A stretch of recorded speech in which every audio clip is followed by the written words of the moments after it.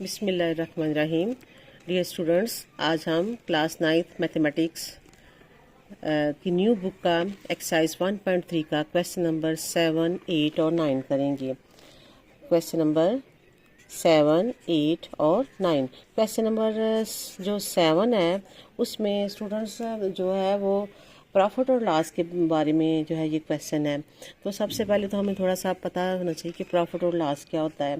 Profit ये होता है कि जब हम कोई चीज़ ख़रीदते हैं और उसको ख़रीदने के बाद बेच देते हैं, तो वो अगर हमें ख़रीदते कम पैसों की हैं, बेचते ज़्यादा पैसों की हैं, तो फिर हमें फ़ायदा होता है, प्रॉफिट होती है। फ़र्ज़ करें मैंने एक पेन ख़रीदा है और उसका जो सेलिंग जो है कॉस्ट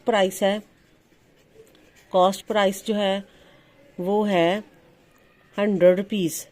मैंने एक पेन ख़रीदा है, उसकी कॉस्ट पर प्राइस 100 रुपीज़ और उसको मैंने सेलिंग प्राइस जो है उसकी सेलिंग प्राइस ही मैंने उसको 50 रुपये में बेच दिया। तो इसका मतलब है इस सूरत में मुझे क्या हुआ स्टूडेंट्स, मुझे नुकसान हुआ। कितना मुझे नुकसान हुआ कि मैंने 100 की चीज़ ख़रीदी और 50 में मैंने बेच दी है।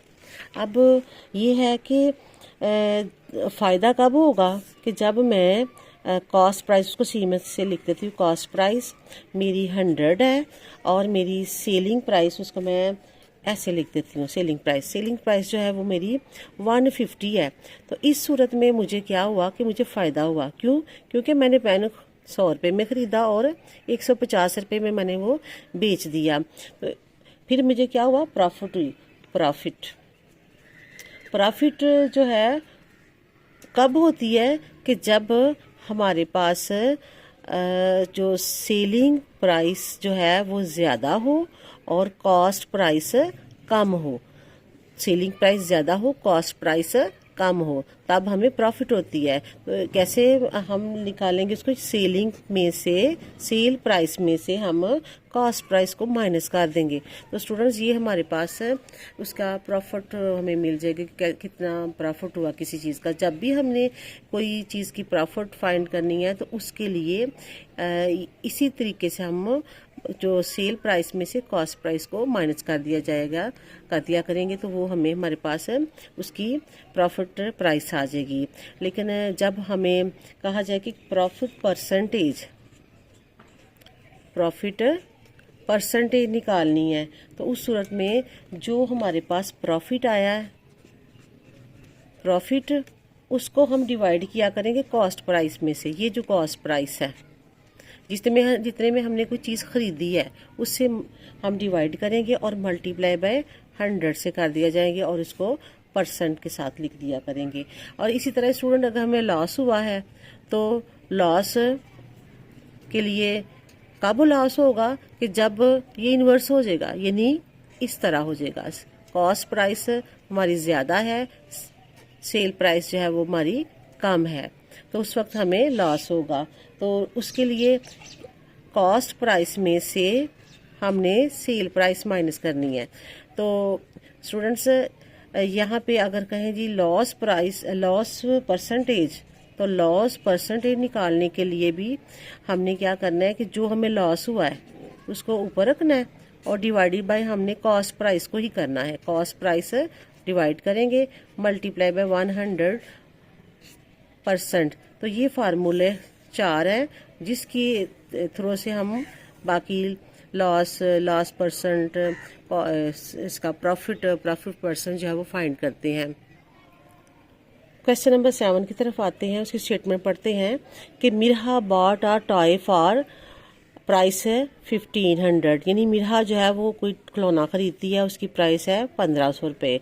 एंड सोल्ड RS 1520 और 1520 रुपये में उसको वो बेच देती है। What was her profit percentage? तो इसकी प्रॉफिट परसेंटेज क्या होगी? तो सबसे पहले स्टूडेंट्स हम गिवन डाटा में जो है उसको लिखेंगे। गिवन डाटा क्या है हमारे पास? गिवन क्या है? मैंने पहले भी आपसे कहा कि इस तरह के स्टेटमेंट वाले क्वेश्चन है ना, उनमें से पहले हम गिवन डाटा जो है उसको सेपरेट कर लिया करेंगे। गिवन क्या है हमें? कॉस्ट प्राइस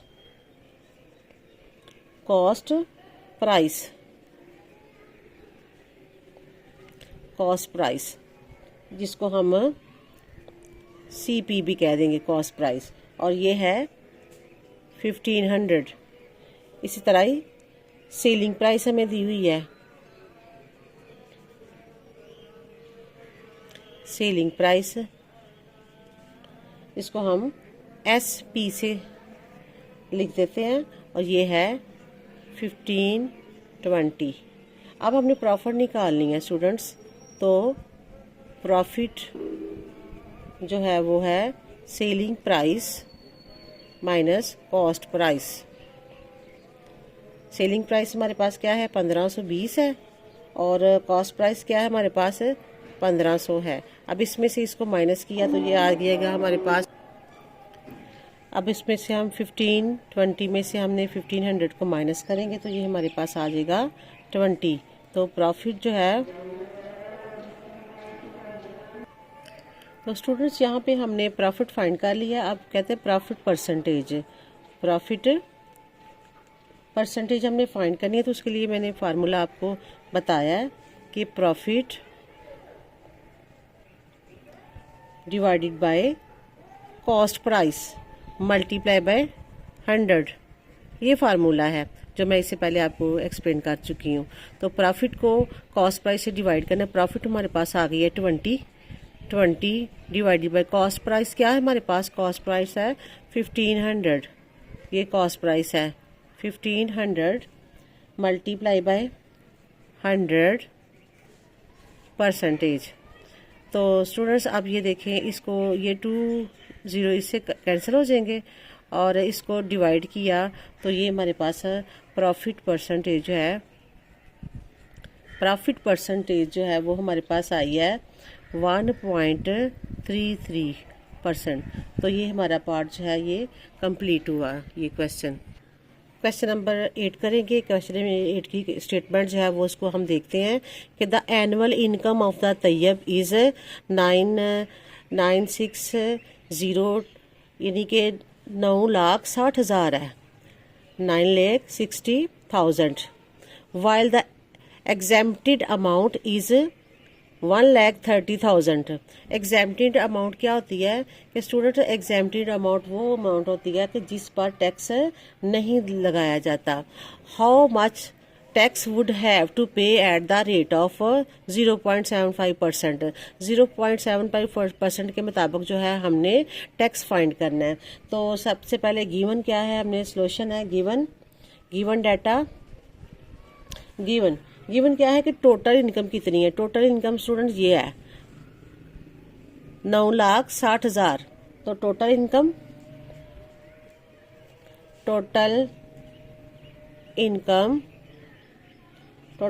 है 9,60,000। अब एग्जेम्प्टेड जो इनकम है, एग्जेम्प्टेड इनकम वही जिस पे टैक्स नहीं लगना, तो वो है एग्जेम्प्टेड इनकम, वो है 1,30,000, 1,30,000। तो अब जिस पे टैक्सेबल इनकम जो है वो क्या होगी कि इतनी तो टोटल है उसकी, इतने में टैक्स नहीं लगना। इसका मतलब इसमें से हम इसको निकाल देंगे तो हमारे पास जो अमाउंट आएगी वो टैक्सेबल होगी, यानी टैक्सेबल इनकम कितनी है, टैक्सेबल इनकम 9,60,000 में से हम 1,30,000 को माइनस कर देंगे। तो ये स्टूडेंट हमारे पास आते हैं 8,30,000 रुपये, यानी 8,30,000 रुपये टैक्स लगना है। अब कितना लगना है, ये है 0.75% के मुताबिक। रेट क्या है टैक्स का, रेट ऑफ टैक्स क्या है, 0.75%। अब हम इसका टैक्स की अमाउंट फाइंड करने लगे हैं। Amount of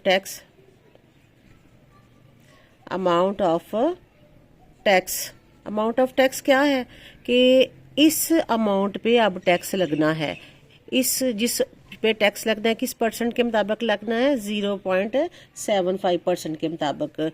0.75% of 8,30,000। अब स्टूडेंट हम इसको सिंप्लीफाई करेंगे, इसका मतलब है पॉइंट को ख़त्म करेंगे तो ये हमारे पास रकम जो है वो डिवाइड में हो जाएगी। यहाँ पॉइंट की जगह पे हम 0 लगाएंगे, 2 डिजिट हैं तो 2 0 लगा देंगे। ये परसेंट का मतलब है 100 में से 1, 100 में से 1, यानी 100 में से 1 परसेंट की जगह हो वहाँ पे 1/100 लिख देते होते हैं। ऑफ का मतलब है कि हमने मल्टीप्लाई करना है 8,30,000 से। तो स्टूडेंट्स ये 1 2 3 4 4 0 जो है वो इन 4 0 से कैंसिल हो जाएंगे। 83 आज 83 को 75 से हमने मल्टीप्लाई किया तो ये आता है 6,225। तो ये हमारे पास जो टैक्स की इतना हम टैक्स पे करेंगे किस पे, ये हमारे पास जो अमाउंट है 9,60,000 पे हम टैक्स जो पे करेंगे वो 6,225 रुपये होगा। नेक्स्ट क्वेश्चन करते हैं, find the compound markup on. ये अमाउंट हमें दी हुई है, इस पे उन्होंने कहा है कंपाउंड मार्कअप फाइंड करें for 1 years eight the rate of 40% compounded annually. तो स्टूडेंट्स यहाँ पे मार्कअप का मीनिंग सब है, पहले आपको पता होना चाहिए। मार्कअप सादा अल्फाज में आपको बताऊँ, जैसे सूद है कि सूद हमने फाइंड करना है, और ये आमतौर पे कैसा होता है, फिक्स अमाउंट होती है कि इतने पैसों पे आपको इतने पैसे आपने कहीं से, हमने फर्स्ट का बैंक में ये ज़्यादातर यूज़ होता है कि बैंक से पैसे लिए जाते हैं तो उसके मुताबिक फिर हमें उस तरह फिक्स अमाउंट जो है वो देनी होती है। तो यहाँ पे ये जो कंपाउंड मार्कअप यहाँ से मतलब है कि साल में एक साल में अगर इतना है, इतने परसेंट सूद है तो वो सूद डाल के अगले साल अमाउंट बढ़ जाएगी, उस पर फिर सूद लगेगा, तो इसको कहते हैं कंपाउंड मार्कअप। तो इसके लिए गिवन हमारे पास है, सबसे पहले हम गिवन देखेंगे। गिवन डाटा क्या है कि टोटल अमाउंट क्या है हमारे पास, टोटल अमाउंट हमारे पास है 3,75,000 रुपये। इस पे मार्कअप रेट जो है 14%, 14% मार्कअप रेट है। तो इसकी हमने अमाउंट फाइंड करनी है कि कितना जो है वो मार्कअप मिलेगा। तो मार्कअप अमाउंट हमने फाइंड करनी है कितना, 14% का ऑफ 3,75,000 यानी 3,75,000 का। तो स्टूडेंट यहाँ पे हम 14 इसकी जगह पे 1/100 लिखेंगे। ऑफ का मतलब होता है मल्टीप्लाई, 3,75,000। अब यहाँ पे इसको हमने सिंपलीफाई किया, ये 2 0 इससे कैंसिल हो जाएंगे, इसको इससे मल्टीप्लाई 14 के साथ किया तो ये हमारे पास आता है आंसर 52,500 यानी 52,500।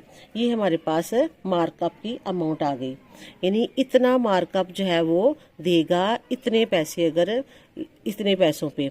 तो टोटल अमाउंट अगर कहे कि कितनी देगा तो फिर हमने इसमें से इसको दोनों को प्लस कर देना है, यानी अगर वापस किसी के पैसे मार्कअप इतना देने के बाद टोटल अमाउंट भी देनी है तो उसकी, तो वो आपकी 3,75,000 भी देगा और 52,500 भी देगा। तो ये क्वेश्चन जो है हमारा क्वेश्चन नंबर 9 जो है वो मुकम्मल हुआ।